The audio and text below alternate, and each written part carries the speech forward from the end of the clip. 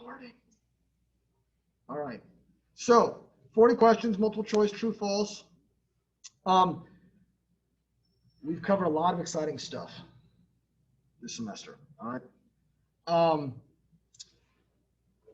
This class in general, just as a warning,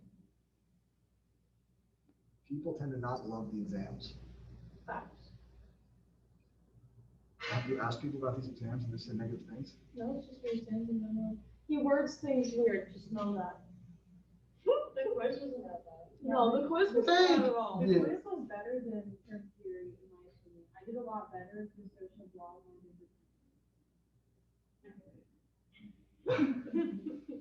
You did better in crim theory. I'm doing a lot better. Are you in crim theory right now? No, Okay, I was like, I don't remember you in other classes. What do you think? You've taken like 6 classes. I feel like. Really? Why do I think? Well, maybe you were here all semester. I was here last semester. Yeah, well. Was it theory also? Oh, yeah, you were with April, weren't you? Yeah. Maybe it's April. Just kidding. Internet wasn't suffering. But anyway, please make sure that you study though. All right. A lot of people, and I told my theory classes this already.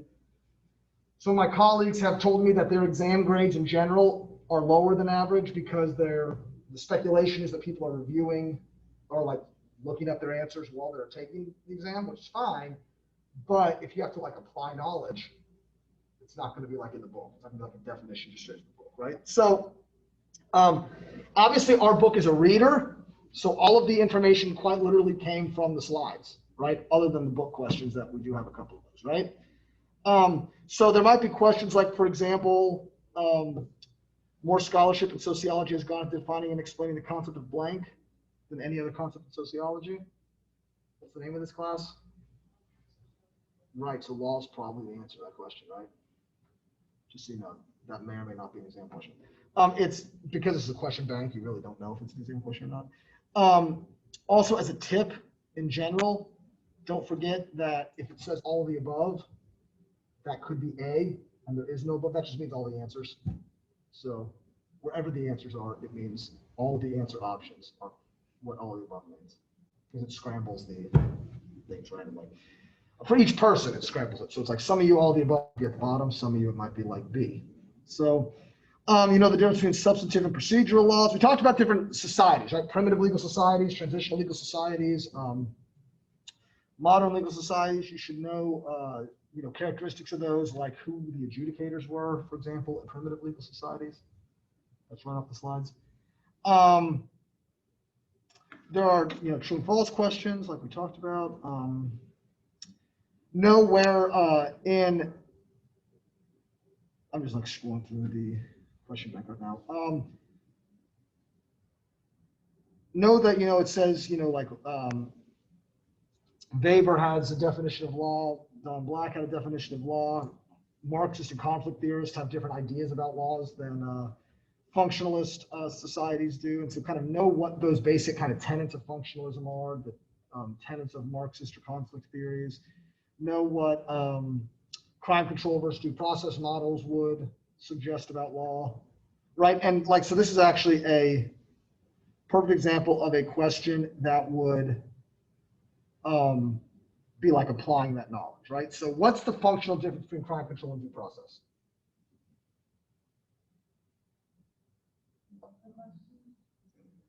All right, that's the first step. All right. What's the functional difference between crime control and due process models? Now that you've heard the question, that didn't help. Okay. One model suggests, right, that basically the right of society is more important than the right of the individual, right? And so if it's for the common good, let's get rid of things like the suppression rule for illegal searches and seizures. If you're not doing anything wrong, who cares if the police search your house, right? The other says, no, it doesn't matter if I am running a brothel and a drug ring and selling, you know, stolen cars out of my house. If the police don't have a warrant, they shouldn't be allowed to search my house, right? So crime control model, the emphasis is really on the rights of society and catching the bad guy at all costs. Due process is we need to stop an oppressive government, more or less at all costs. So a question might be, right, and this is a question, in contrast to the crime control model, the due process model would subscribe to which of the following statements? And they are statements that are sufficiently like broad, intentionally so, right? So like if the police are chasing a man, he must have committed a crime. Who thinks that? Crime control or due process? If the police are chasing someone, clearly they have a reason to, and they should arrest him. Is that the rights of society or the rights of the individual? Is that get rid of regulation and let the police do their job, or is that try and tie the hands of the police?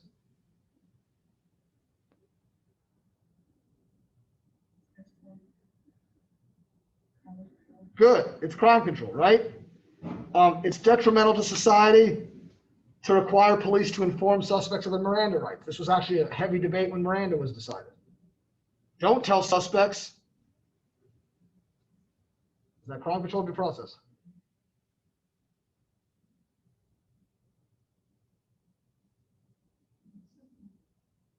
No, it's crime control still. It's not due process, right? Due process would say we like Miranda, let's keep it, right? And so it's important to be able to apply certain knowledge like that, right? Know that, the evolution of society from primitive to transitional to modern legal systems, a lot of different things took place, right, in those transitions or in those changes, right? We started having courts, we had adjudicators, feuds took place from between the two individuals to between the individual and the state, right? And so knowing at what stage all of those different transitions happened is important.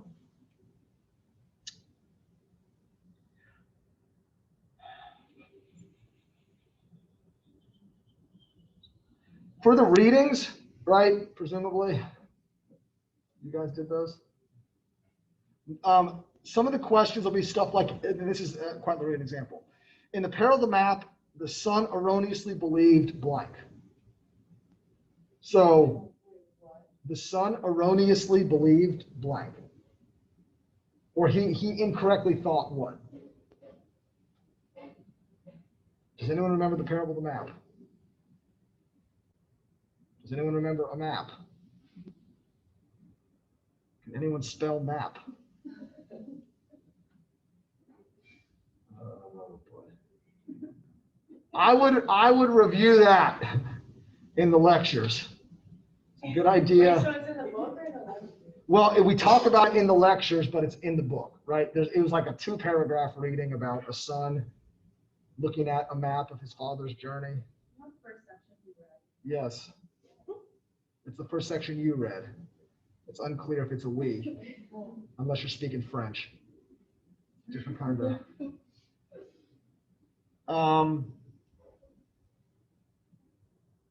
There are certain definitions, like we use conservatism differently in this class than politically conservative, right? So it's important to know what that means. We talk about the principle of proportionality. That was a bolded words on your slides. Basically, anything that was bold on your slides, it's a good idea that you need to know that. I told you when we went over these readings, but I want to remind you of this. You're going to have a quote from Before the Law with Kafka and the Priest and Kay. It asks you to interpret the quote, not the whole reading, right? So as long as you know the quote, right, or you can deduce or have enough understanding of the readings to understand the quote, you should be okay. No, Marxist theories and functionalism are placed under broad paradigms of consensus and conflict. Make sure you know where each fit, and also make sure you know consensus versus conflict. For example, there's like the 3 C's of consensus, right? It's probably a good idea to know the C's.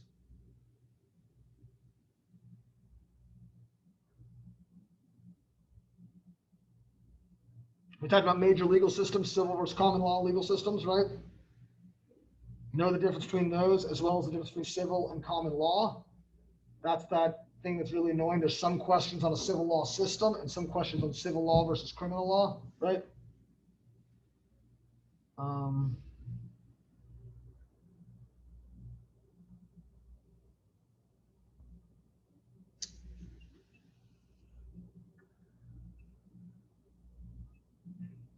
At the end of all of the different theories, we talked about critiques of the theories, right? So like, you know, functionalism is overly simplified and it gives purposes to legal institutions. Conflict theories are oversimplified and also suggest there's a monolithic ruling class, which is probably not true. So you should know those criticisms as well. We should talk about latent versus manifest functions of our laws. Make sure you know the difference between those. And be able to differentiate those. So if I gave you an example, right, this is where you have to apply the knowledge, right? If I gave you an example of a law, let's say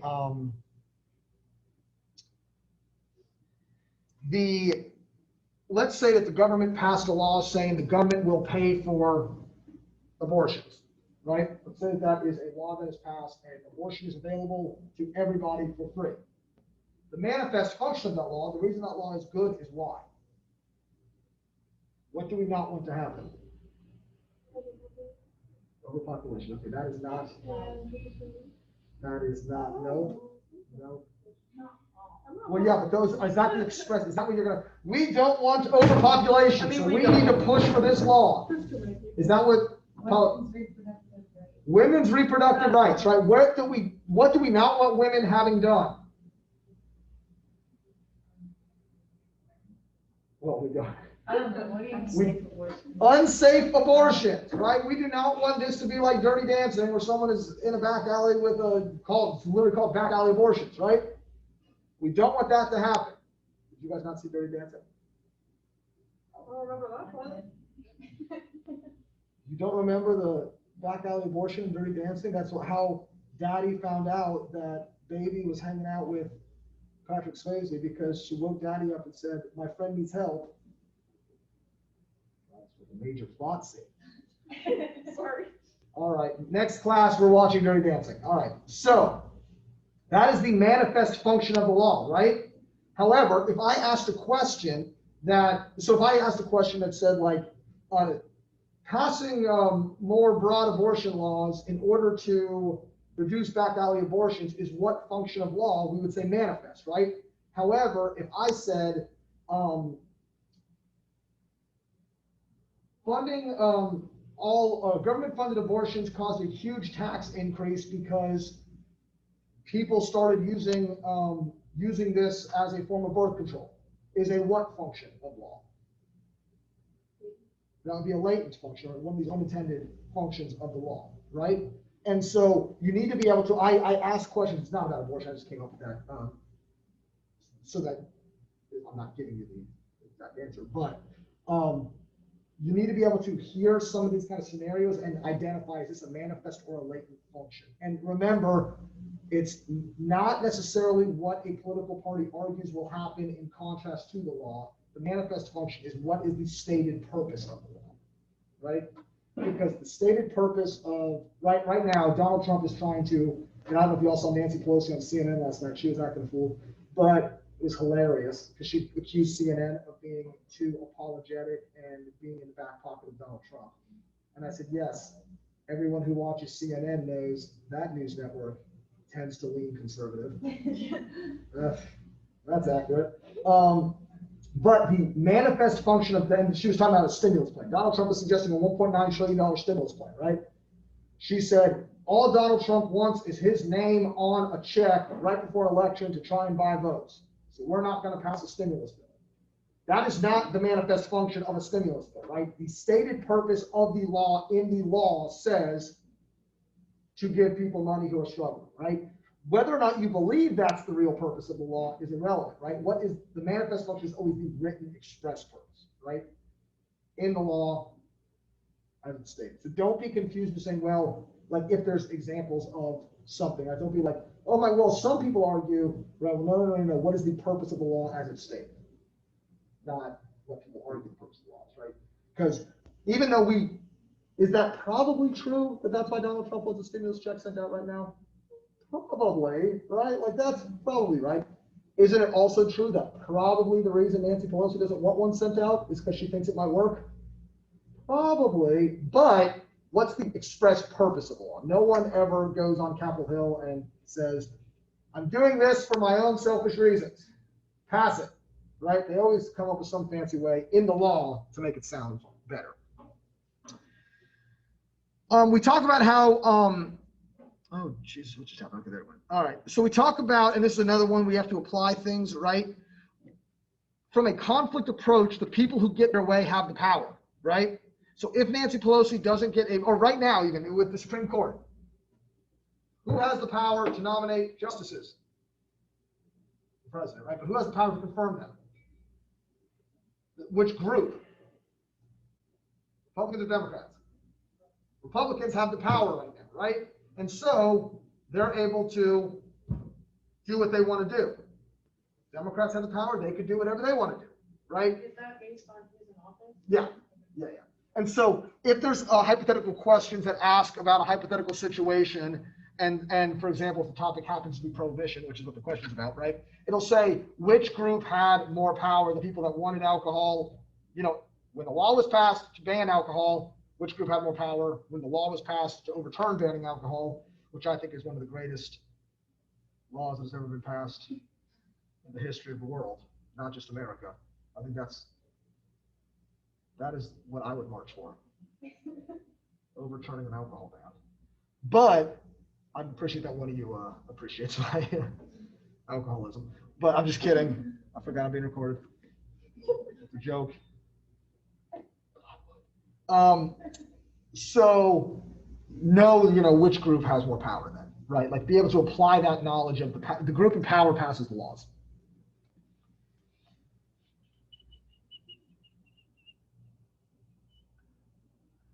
We've talked about a lot of this already.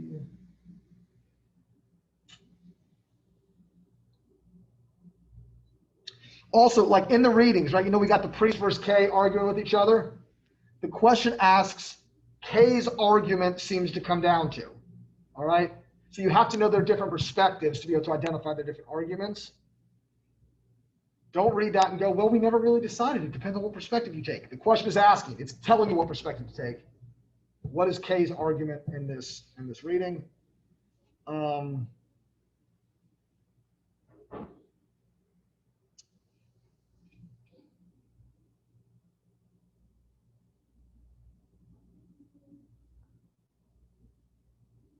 If you get a question, this is going to be for the people that actually benefit from showing up to the review or watch the review online. Because this question, I realize we're not talking about till after the midterm. There's a question that says, depending on how many people get it right, I'll throw it out if it's like everyone messes it up. But this is a way for you guys to get a bonus. This is quite literally the question. This theory suggests there's nothing truly legal about legal decision making, and all legal decisions are influenced by the biases of judges. We have not talked about that theory yet. It is called critical legal studies movement. And that is the idea, is that judges make decisions and there's nothing actually legal about legal decision making. It's just whatever biases the judges have or how laws get decided, which is also part of the reason why this Supreme Court confirmation hearing is such a disaster. So if you see that question, there's nothing truly legal about legal decision making, that equals critical legal studies movement. And that's a bonus. That's also for you guys on the line watching. If you don't review for the exam, you're probably gonna get that one wrong. Critical legal studies movement. Otherwise, that's the whole exam. I mean, I could just delete this question, but then, yeah, it's all randomized, so I can't do that anymore, unfortunately. Unfortunately. There's always a question 50 at the end of all my exams, and you still have one of those. Well, the answer is 4 gators, but yes. Any questions about the exam at all? Any questions about topics we talked about in class?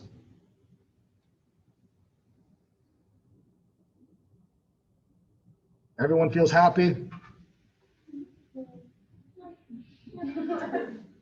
How could you not be happy when you think about the fact that 32 years ago, if I was not born, your experience at Flagler would be terrible?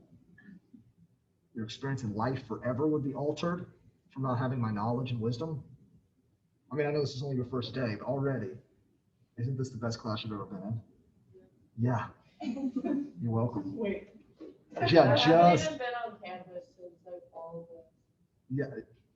And you're welcome. And the first face you see on campus And it's his birthday too. is my masked face. Why did you switch to on campus class? I mean, mean, I really didn't. I just like felt like I was kind of behind in this class in the midterms.